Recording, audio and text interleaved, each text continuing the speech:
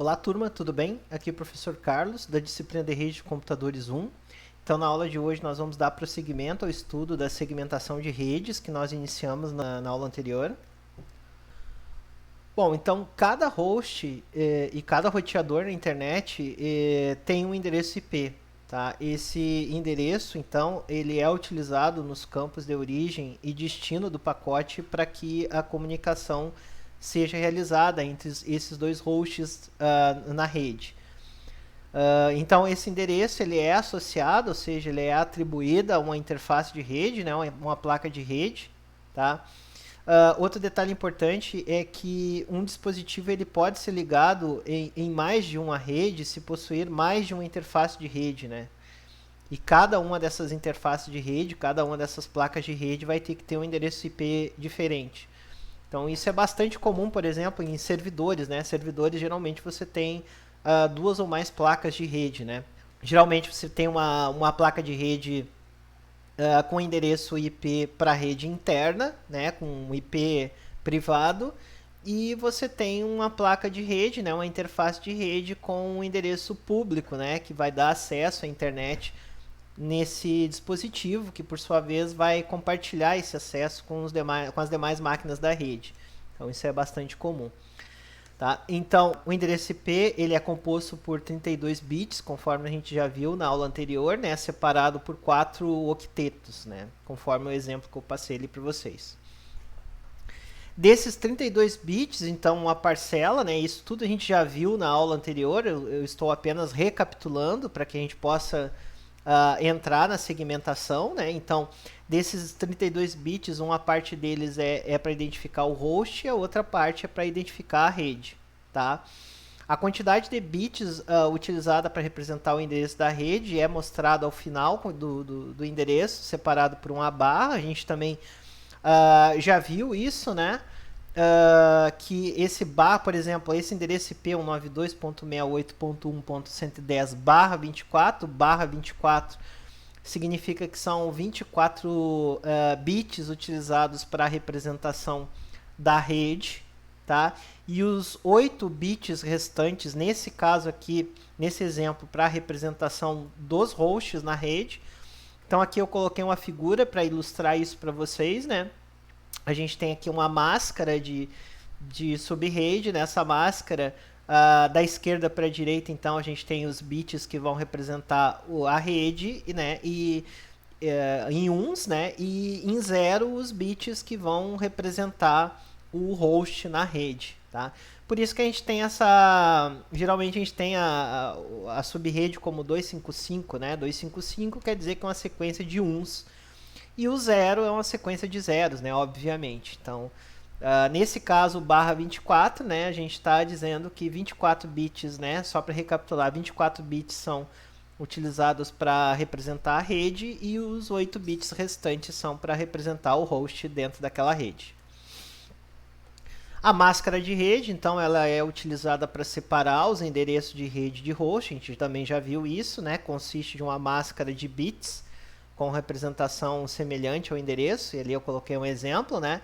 Então, como eu tinha falado no slide anterior, quando a gente tem 255, a gente tem uma sequência de 8 uns, e então aqui a gente tem 255, 255, 255, então são 3 grupamentos de 8 uns, e o ponto 0, então a gente tem uma sequência de 8 zeros, né? E isso aqui representa barra 24, né? Quer dizer que eu tenho 3 octetos para representar a rede e um octeto para representar os hosts. Para separar os endereços, então, os dispositivos realizam uma operação lógica de AND, né, do endereço com a máscara. Eu também já tinha explicado isso para vocês. Lembram que eu tinha falado na aula anterior sobre CIDR, né, que é Classless Interdomain Routing, que permite máscaras de tamanho variável. O que são máscaras de tamanho variável? Vocês lembram das classes de IP? Então, ao invés de eu utilizar aquela notação de classes, né, A, B, C, D e E, eu utilizo a notação CIDR, que nada mais é do que aquele barra e o número de bits ali que eu utilizo para representar a rede. Tá? Então, a gente chama isso de CIDR, né, que é o que eu acabei de explicar para vocês. A operação de AND lógico, então, ela é utilizada para que nós possamos descobrir qual é o endereço de rede, tá? Então, o endereço de rede no IPv4 a gente consegue fazendo o AND lógico bit a bit, né, do endereço IPv4 com a máscara de subrede. Então, essa operação vai nos dar o nosso endereço de rede. Eu coloquei um exemplo aqui para vocês tentarem fazer, tá? Para vocês descobrirem qual é o endereço de rede desse IP 10.68.162.128, cuja máscara é 255.255.0.0. Tentem fazer isso em casa, verifiquem se vocês conseguem chegar no endereço de rede. Eu deixei essa atividade para vocês fazerem.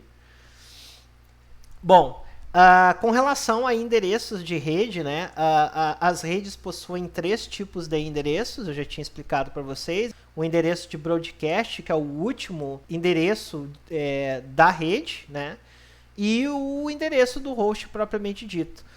O endereço da identificação de rede geralmente é o primeiro endereço daquela rede. Tá? Geralmente é o endereço 0, mas isso pode variar se você tem uma segmentação de redes. A gente vai ver isso hoje num exercício. Né? Lembram que o endereço de rede e o endereço broadcast eles não podem ser atribuídos aos hosts, né, às máquinas. E o endereço de host, que é o endereço da máquina, né, o endereço atribuível, né, que você vai definir na placa de rede. Excetuando então o endereço de rede, que é o primeiro, o endereço de broadcast, que é o último, o restante dos endereços eles são atribuíveis na rede, ou seja, você pode atribuir a uma máquina o restante desses endereços. Né? Então aqui eu coloquei um exemplo para vocês, né? O exemplo de endereço da classe C, 192.68.1.110/24. Então aqui a gente consegue observar facilmente que o endereço da rede é 192.68.1.0, que é o primeiro endereço da rede. A máscara, né, nesse caso aqui é /24, né? A gente já viu o porquê, né? Que são 24 bits para rede, o restante para host. O endereço de broadcast é, então, o último endereço dessa rede, que é o 92.68.1.255. Tá? Também é um endereço que não é atribuível, a gente não pode setar nas placas de rede. O endereço de host, nesse caso aqui, então, é o 110, né? O 92.68.110. Então, os endereços disponíveis nessa máscara, nessa classe aqui, a gente tem do 92.68.1, que poderia ser, por exemplo, o endereço que a gente poderia distribuir para o nosso gateway da rede. Geralmente é o primeiro endereço atribuível. E o nosso último endereço atribuível, ou seja, que a gente pode setar numa máquina, é o 92.68.1.254. Tá? Então, o broadcast ele consiste no endereço que envia para todos os hosts na rede. Tá? Um exemplo de protocolo que se utiliza de broadcast é o DHCP, que é o Dynamic Host Configuration Protocol. Né? Ele se utiliza bastante dessa metodologia, né? Para descobrir quais são para descobrir e para atribuir os endereços dentro de uma rede, né? Dinamicamente. A atribuição de configuração de IPv4 a um host, né? O endereço IPv4 é o endereço desse host na rede. A máscara de subrede ela é utilizada para determinar a parte da rede de um endereço. E o gateway significa que ele é o endereço IPv4, né, de interface do roteador, né? Ou seja, aquela máquina que vai fazer a conversão daqueles endereços privados em um endereço público, de forma que essas máquinas, esses hosts de uma rede interna, possam, por exemplo, acessar a internet, né, navegar. Então aqui eu coloquei um print para vocês, né, quando a gente vai atribuir um endereço IP na placa de rede das nossas máquinas, né, a gente tem o endereço IP da máquina, nesse caso aqui o 92.68.10.10, a máscara de rede, né, que vai determinar a quantidade de bits que vão ser usados para identificar a rede e a quantidade de bits reservada para o host, né? os hosts na rede. O gateway, né, que é nada mais é do que aquela máquina que vai fazer o que eu acabei de explicar para vocês, né, que vai receber as conexões, as solicitações das máquinas internas e prover acesso externo à máquina. E endereço DNS, né, que faz a conversão. Aqui eu não coloquei nenhum endereço DNS, mas DNS é o Domain Name System, né, que faz a conversão de endereços IP de números para nomes, né. Basicamente é isso. As classes de endereços, né, a gente também já discutiu na aula anterior que inicialmente elas foram divididas em classe A, B, C, D e E, mas isso é pouco utilizado atualmente. A gente utiliza mais a notação CIDR, né, para fazer essa identificação, né, das máscaras de rede, mas é importante que vocês saibam, que vocês tenham conhecimento disso, porque isso em algum momento pode cair em alguma questão aí para vocês. Então aqui nesses intervalos de endereço na classe A eu tenho então 16.777.216 endereços possíveis para os hosts, né? Por quê? Porque eu tenho somente um octeto reservado para a rede. Os 3 octetos seguintes, então, eu tenho disponíveis para hosts. Então, na verdade, eu tenho o quê? Eu tenho somente, né, um octeto para a rede e o restante para hosts, né?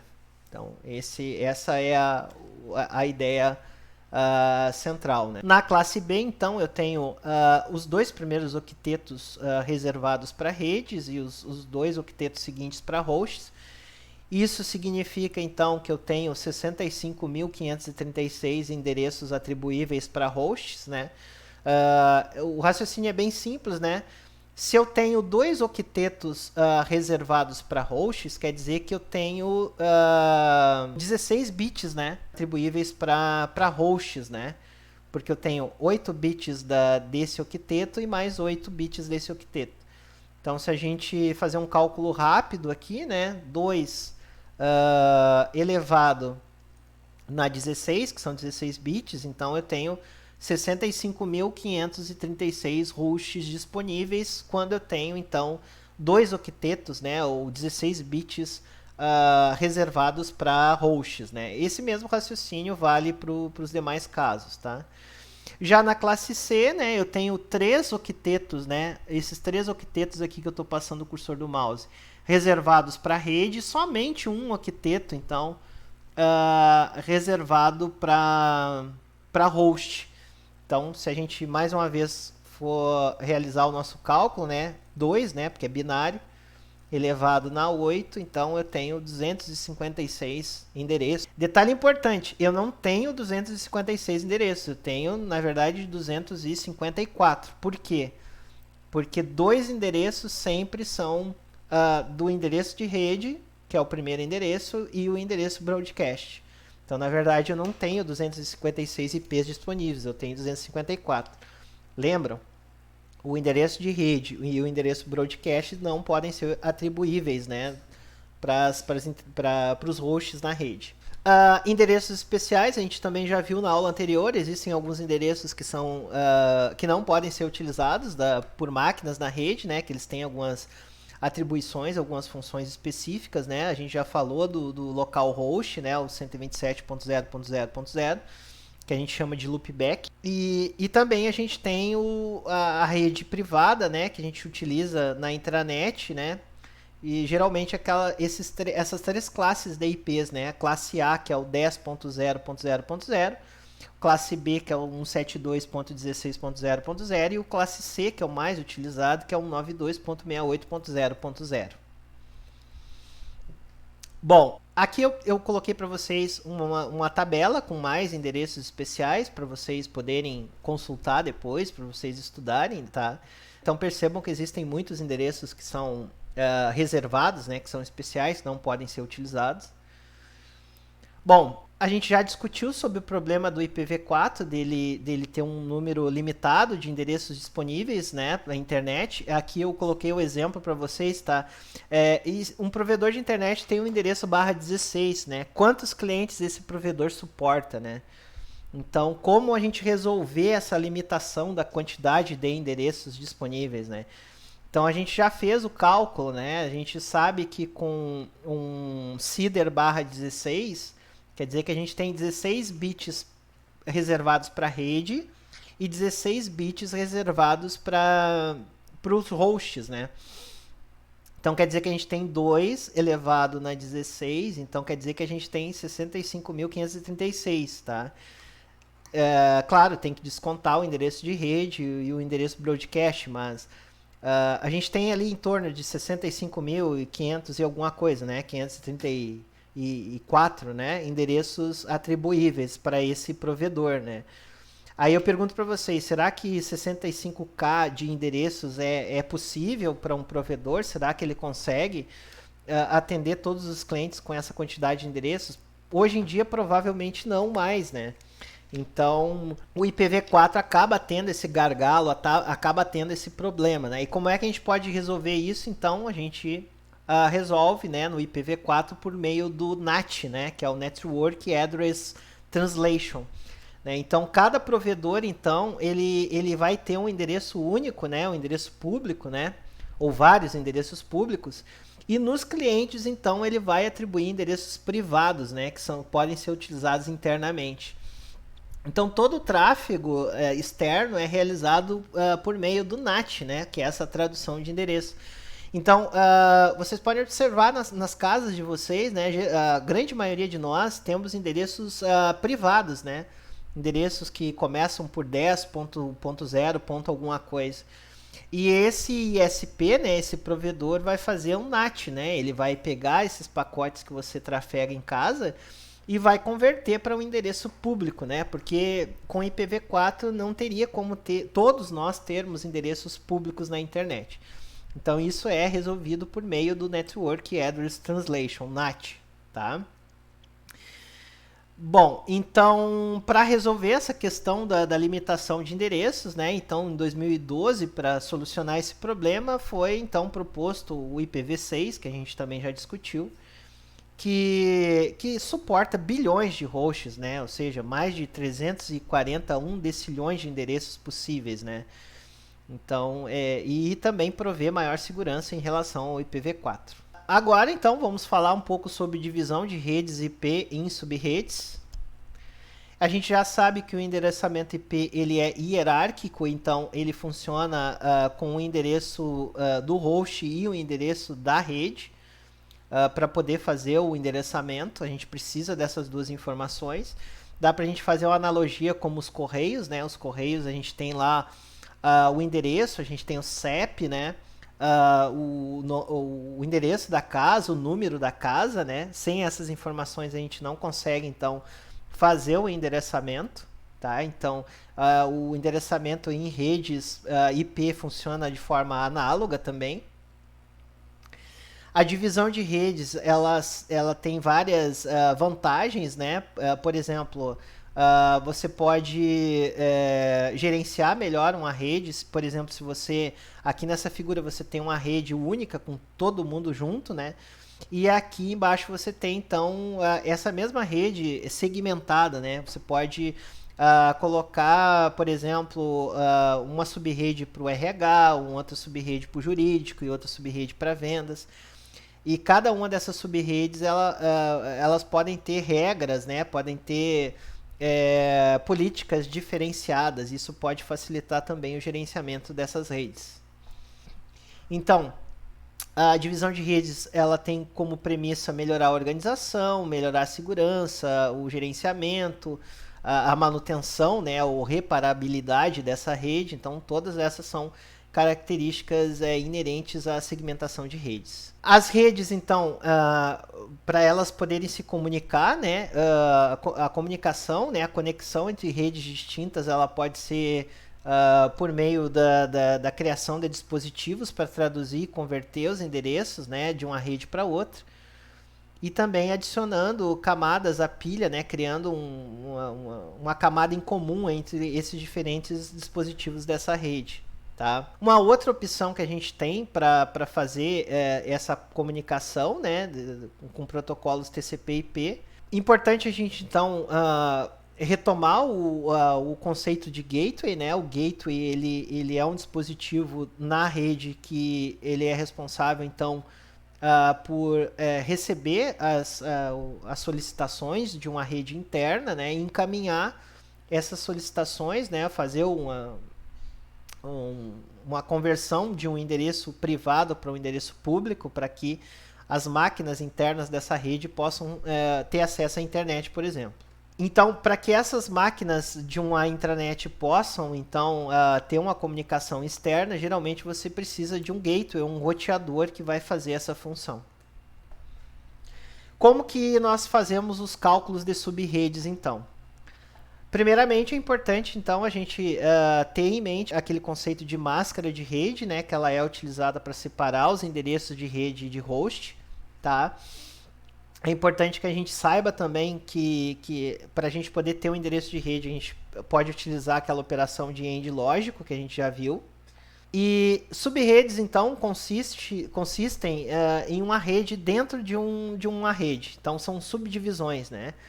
Isso aí é o primeiro conceito importante que vocês têm que ter em mente. Tá? Então, a gente tem a máscara de rede. Nessa máscara de rede, a gente tem a divisão da máscara na parte de rede e na parte de host. E quando a gente fala em subdividir redes, então a gente está criando redes menores dentro de uma rede maior. Essas subredes, então, são utilizadas para facilitar a administração e organização da rede e também são utilizadas para isolar possíveis problemas e etc.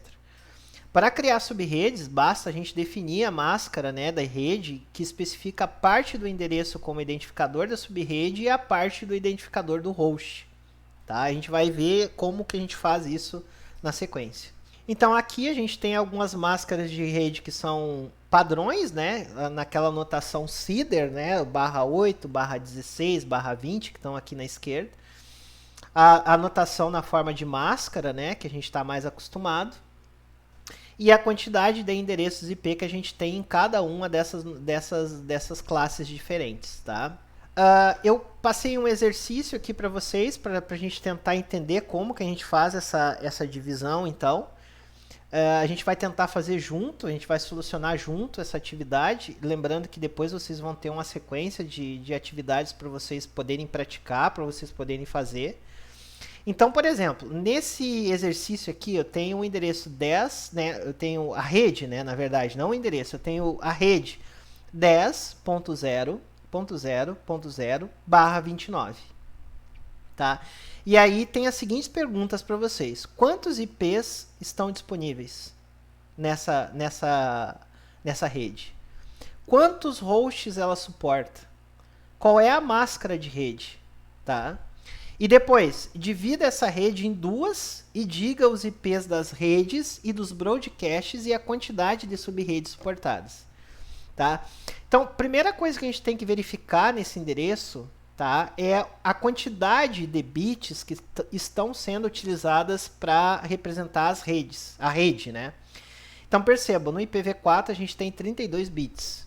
Então, desses 32, 29 bits estão sendo utilizados nesse exemplo para a gente representar a nossa rede. Isso aqui é uma informação crucial, importantíssima para a gente poder desenvolver o cálculo. Então, vamos fazer juntos? Nessa rede, eu tenho 8 IPs disponíveis. Tá? Por que eu tenho 8 IPs disponíveis? É o primeiro raciocínio que a gente tem que fazer. Tá? Vamos puxar a nossa calculadora, que a gente vai usá-la bastante. Então, pensem comigo. Se nós temos aqui uma máscara CIDR /29, quer dizer que nós temos 32, porque são 32 bits, o IPv4, tá? Menos 29. Então, quer dizer que nós temos somente 3 bits para representar os nossos hosts dentro dessa rede. 3 bits, porque 29 bits são utilizados para que a gente possa representar a rede. Tá? Bom, se eu tenho 3 bits só para representar hosts, quer dizer que eu tenho 2 elevado na 3. Então, quer dizer que eu tenho 8 IPs disponíveis. Tá? Bom, se eu tenho 8 IPs disponíveis para hosts, quer dizer que eu só tenho 6 IPs atribuíveis. Por quê? Porque a gente sabe que o primeiro endereço, ele é o endereço de rede. A gente não pode atribuir a uma máquina. E o último endereço de rede, ele é o endereço broadcast. Então, ele também não pode ser atribuído. Então, nesse exemplo aqui, a gente tem exatamente 6 IPs possíveis para a gente atribuir as máquinas dentro dessa nossa rede. Tá?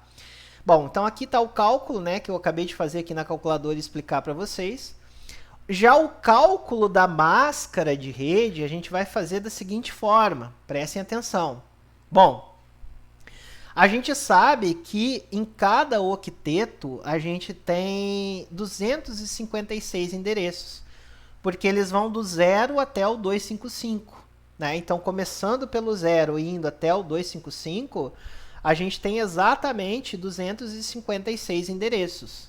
Bom, se eu sei que no último octeto, nesse octeto aqui dessa rede, se eu sei que eu vou utilizar 8 IPs, tá, para representar os hosts, né? 8 IPs, sendo desses 8, 2 IPs referência ao IP da rede e o IP de broadcast, e 6 que a gente pode atribuir, mas a gente tem apenas 8, que é 2 elevado na 3, que eu já expliquei para vocês. Bom, se eu tenho 256, então, em cada octeto, se eu subtrair do número de hosts, né, do número de IPs, no caso 8, que a gente já viu por quê, eu vou ter exatamente 248 disponíveis. Tá? Então, a minha máscara de rede vai ser exatamente 255, 255, 255.248. Por quê? Porque eu peguei 256, porque vai do 0 até o 255, e subtraí do número de endereços que eu tenho para hosts, que é 8. Então, aí eu obtenho, então, a minha máscara de rede. Tá? Então, eu tanto posso representar a minha máscara pelo /29, que é a forma CIDR, né? Quanto eu posso representar a minha máscara de rede como 255, 255, 255, 248. Espero que vocês tenham entendido essa parte. Com relação, então, à segunda pergunta, né? Divida esta rede em duas e diga os IPs das redes e broadcasts e a quantidade de sub-redes suportadas. Bom, então vamos raciocinar. Se eu tenho que dividir essa minha rede em duas, percebam que em cada rede eu tenho exatamente 8 hosts, né? Eu não posso ter mais que 8 hosts no meu último octeto. Então, consequentemente, né, o primeiro endereço da minha primeira subrede vai ser 10.0.0.0, que vai ser o meu endereço da rede, tá? E o meu último endereço dessa minha rede vai ser 10.0.0.7, que vai ser o meu endereço broadcast. Lembram? O último endereço sempre vai ser o endereço broadcast.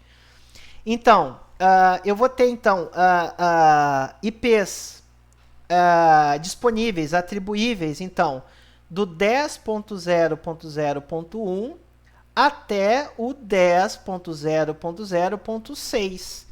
Tá? Então, percebam, 8 endereços IPs, sendo que o primeiro vai ser o de rede e o último vai ser o endereço de broadcast. E aqueles IPs intermediários são IPs que eu posso atribuir à minha rede, aos meus hosts, né? A minha segunda rede, então, vai ser do 10.0.0.8, tá? Que é seguindo aqui, né? Na sequência. E o meu endereço broadcast vai ser 10.0.0.15, tá? Por que ponto 15? Porque do ponto 8 até o ponto 15 eu tenho exatamente 8 IPs. Sendo que o meu endereço de rede na segunda rede vai ser 10.0.0.8, né, que é o meu primeiro endereço dessa rede. E o meu endereço broadcast vai ser o último endereço disponível nessa rede, 10.0.0.15. tá? E qual é a quantidade de sub-redes que eu tenho, então? Que é a última pergunta, né? Qual é a quantidade de sub-redes suportadas? Bom, para isso, o que eu vou fazer? Eu vou pegar 8 bits, né? Que são os bits totais, né? Que eu tenho no meu último octeto, nesse octeto aqui, tá? Que é o octeto dos hosts. Então, eu pego esses 8 bits e subtraio do número de bits que eu estou utilizando para identificar os hosts, tá? Que são exatamente 3, né? 3 bits que eu já expliquei para vocês. Então, 8 menos 3, eu tenho exatamente 5, né? 5 bits que podem ser utilizados para sub-redes, tá? Então, se eu elevar 2 elevado na 5, eu tenho exatamente a quantidade de sub-redes que eu posso fazer com essa classe de IP, tá? Espero, então, que vocês tenham entendido esse cálculo. Uma dica final ali, né? Sub-redes podem ser definidas apenas em potência de 2. Então, eu posso ter sub-redes da 2, 4, 8, 16, 32, né? Então, essa é uma outra dica final para vocês. Tem uma série de exercícios, então, que eu passei para vocês poderem praticar esses conhecimentos, tá? Também tem um link, né, de calculadora online de sub-redes que facilita, por exemplo, quando vocês forem fazer os exercícios e vocês conferirem para ver se vocês estão com o resultado correto, né, com os cálculos manuais que vocês vão fazer. Vocês podem verificar nessa calculadora online aqui para verificar se o resultado está batendo. Aqui tem algumas referências que eu utilizei para montar essa aula, então acredito que era isso que eu tinha para passar na aula de hoje para vocês. Espero que vocês possam fazer os exercícios e praticar, né, para que vocês tenham um entendimento pleno aí de como se realizam esses cálculos de sub-redes. Um abraço e até a próxima!